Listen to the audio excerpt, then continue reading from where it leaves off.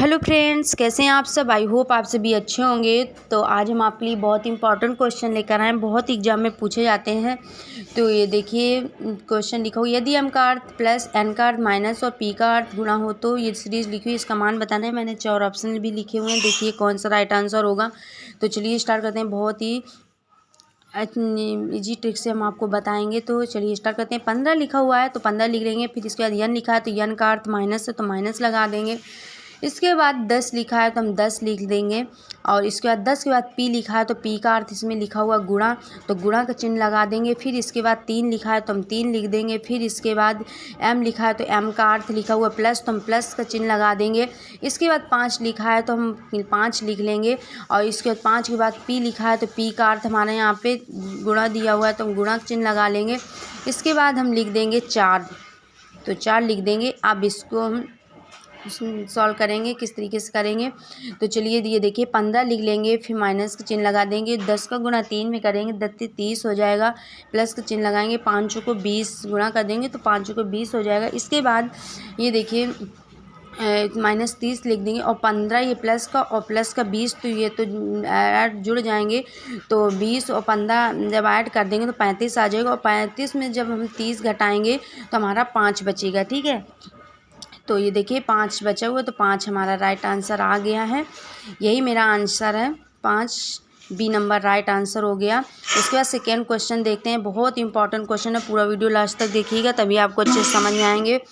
तो 44 गुणा 75 का 74 पर 54 दिया हुआ है। 34 गुणा 65 का 64 पर 53 दिया हुआ है। 24 गुणा 55 का 54 52 दिया हुआ है। और 14 गुणा 45 का बताना है क्या आएगा। ये ऑप्शन भी लिखे हुए हैं, तो ये देखिए हम लिख लेते हैं। किस तरीके से आए हैं हम आपको बताएंगे। ये देखिए 44 गुणा 75 का 74 54 आया हुआ, तो किस तरीके से हुआ है। तो ये जो पहले 4 लिखा हुआ है तो यहाँ पे 4 लिखा हुआ है इसमें। अब इसके बाद ये जो 5 है तो 5 लिखा हुआ है।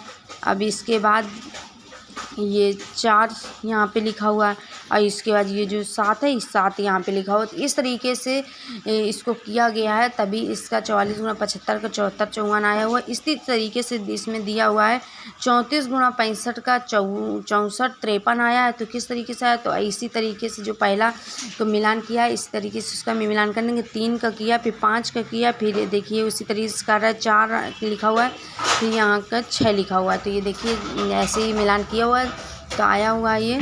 अब इसके बाद 24 गुणा 55 का करेंगे तो 24 गुणा 55 का दिया हुआ है। 54 52 दिया हुआ है, तो ये इसी तरीके से मिलान करेंगे ऊपर। तो ये देखिए 2 लिखा हुआ पहले, फिर इसके बाद ये 5, फिर इसके बाद ये 4 और इसके बाद ये 5।